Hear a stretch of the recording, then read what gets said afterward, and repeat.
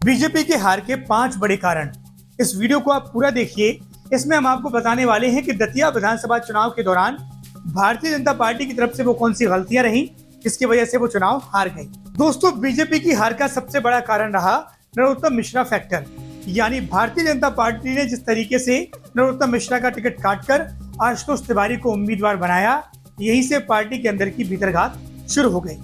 यानी वो नरोत्तम मिश्रा जो पार्टी का प्रमुख चेहरा थे, दतिया से भारतीय जनता पार्टी को जिताकर लेकर आए थे, हालांकि पिछला चुनाव हार गए थे, उनका टिकट काटना उनके समर्थकों को नागवार गुजरा और यही वजह रही कि भारतीय जनता पार्टी इस नाराजगी को आखिरी समय तक दूर नहीं कर पाई और जिसका असर अब आपको चुनाव परिणाम में देखने को मिल रहा है।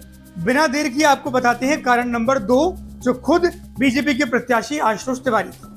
आशुतोष तिवारी को जब भारतीय जनता पार्टी ने टिकट दिया तो उन्हें कोई जानता ही नहीं था।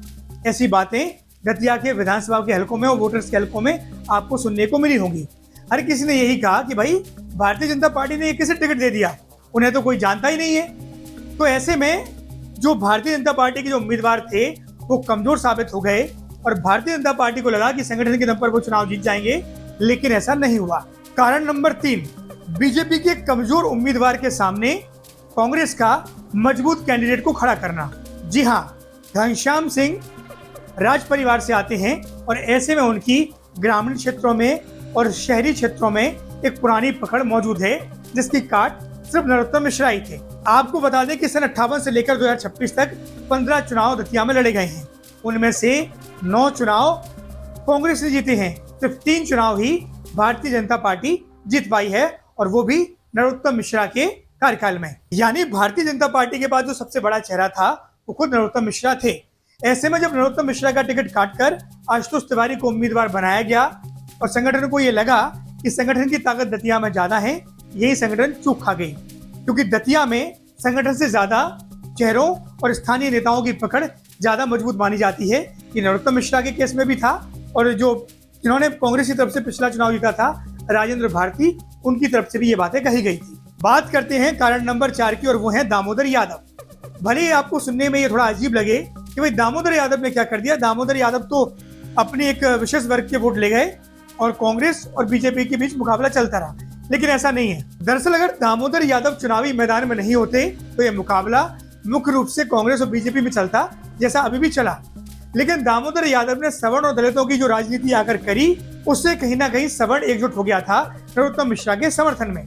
लेकिन जैसे ही नरोत्तम मिश्रा का टिकट काटा गया, वही सवर्ण नाराज हो गया और उसी में से कुछ लोगों ने जाकर कांग्रेस को वोट कर दिया। और अब बात करते हैं कारण नंबर 4 की, जिसे उसी वक्त समझ लिया गया था जिस दिन यानी 30 जुलाई को वोटिंग हुई थी।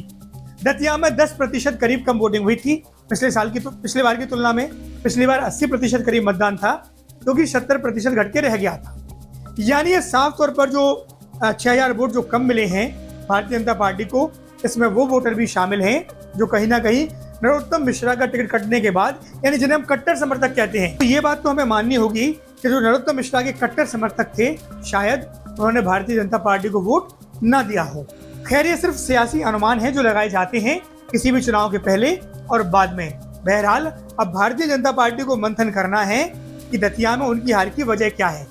अब नरोत्तम मिश्रा को लेकर पार्टी का फैसला लेती है भी देखना होगा, लेकिन ये बात भी सही है कि नरोत्तम मिश्रा एकमात्र ऐसे भारतीय जनता पार्टी के नेता हैं जिन्होंने कांग्रेस के गढ़ में, उस कांग्रेस के गढ़ में जहां पर भारतीय जनता पार्टी नहीं जीतती थी, वहां पर बीजेपी को स्थापित करने का काम किया था।